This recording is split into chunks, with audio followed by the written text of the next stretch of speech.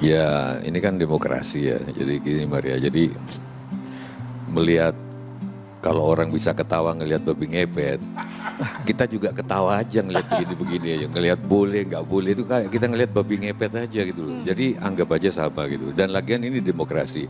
Yang saya sayangkan Maria, kalau ada orang beda pendapat langsung dibully. Padahal di dalam demokrasi beda pendapat itu boleh sah. Jadi Voltaire itu bilang, filsuf Prancis itu bahwa aku hargai apa? Aku bela kita berbeda pendapat, tapi aku hargai sampai mati. Aku bela sampai mati hak kamu untuk berpendapat. Pendapat itu baru berproblem di negeri demokrasi kalau diterapkan, misalkan seorang imam melarang orang pakai masker yang terjadi di Bekasi atau di mana itu. Kalau itu masih pendapat, saya kira nggak usah dibully. Wajar dong. Ketika banyak orang sekarang berpendapat bahwa apa sih salahnya problem pemerintah sama orang tuaku, aku nggak boleh mudik, kan ada gitu kan? Loh, ya udah nggak apa-apa, tapi kalau dia maksa mudik baru ada problem. Terus orang boleh berpendapat, Dokter Tirta, di zaman kedokteran begini, obat paling mujarab adalah sungkem pada orang tua.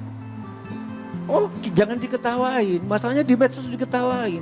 Tapi kalau dia bertindak dengan mudik baru problem karena takut menularkan orang lain. Itu sih saya kira, Andrew.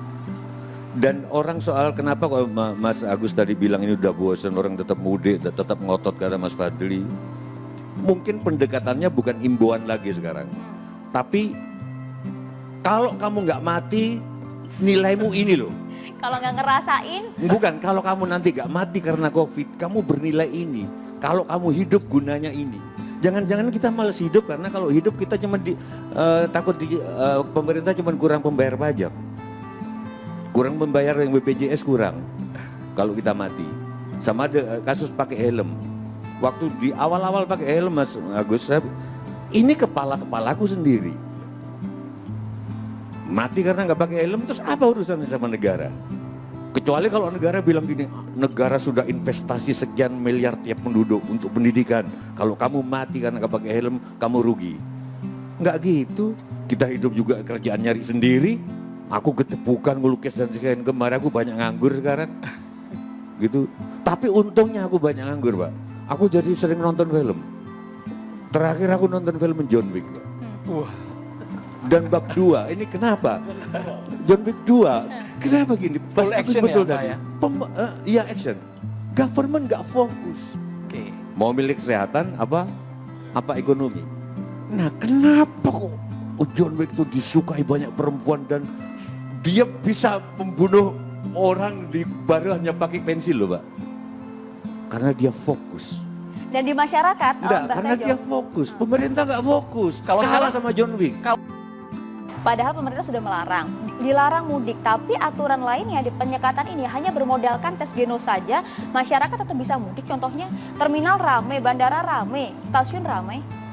Ya surat pengantar dinas sekarang sudah mulai ramai juga dibikin teman-temanku yang memimpin perusahaan itu dikasih aja tugas mencari pengeboran air atau apa ada gitu. Jadi gimana coba? Jadi makanya gini, yang paling penting filosofinya, kalau kamu hidup bukan kita pengen kamu tetap hidup bukan karena kami takut kekurangan pembayar pajak. Gitu loh. Bukan karena kami takut kekurangan pembayar BPJS, tapi karena kamu memang harus hidup. Karena aku mau menyupport kamu kalau hidup.